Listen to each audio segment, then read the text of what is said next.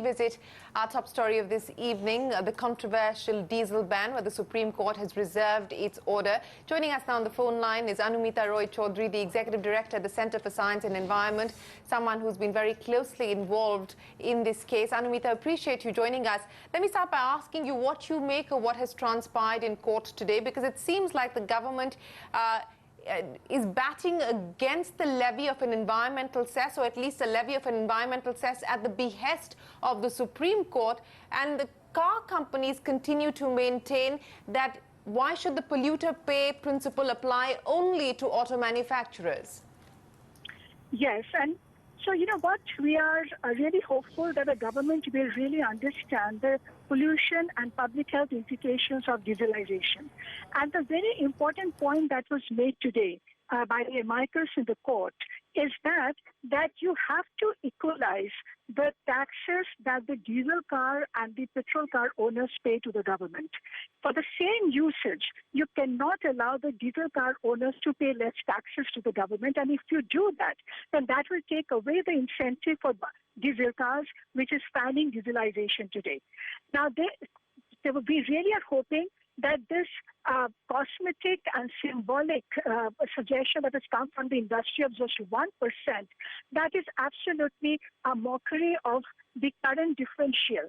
And where the luxury car owners are actually paying much less in taxes, whereas we are polluting a lot more. And we should understand that today it is WHO which has classified diesel emissions as class 1 carcinogen, putting it in the same bracket as tobacco smoking for strong link with lung cancer. So you cannot be promoting tobacco or having an anti-tobacco campaign, but promoting diesel with low taxes. So we certainly hope that we will see a good fiscal solution to the problem, because we cannot continue to dieselize when the pollution levels are going up so high, and the pollution related to diesel cars are actually rising in Delhi. So we have to move up the energy ladder. Clean diesel is possible, but that is going to come only in 2020, when the government is going to introduce Euro 6. But before that, we must not incentivize diesel at all. So we certainly hope that we'll see a good fiscal disincentive for dieselization now. What to your mind would be a good disincentive? Because you talked about fiscal disincentives by way of a cess, Anumita. If you're saying 1% is laughable, what to your mind would be adequate, and what is the sort of global trend that we are seeing? So we have looked at it, so the numbers are very clear. If you take the total fuel consumption of a petrol car and diesel car over its lifetime, an amount of tax that they pay for the fuels, then the differential that is worked out, it on an average works out to be 20% of the cost of the car. So that is the basic minimum that we should be able to do. We are not even adding inflation. We are not even adding health cost or environment cost to this. It's just what they should, the legitimate share that they should be paying.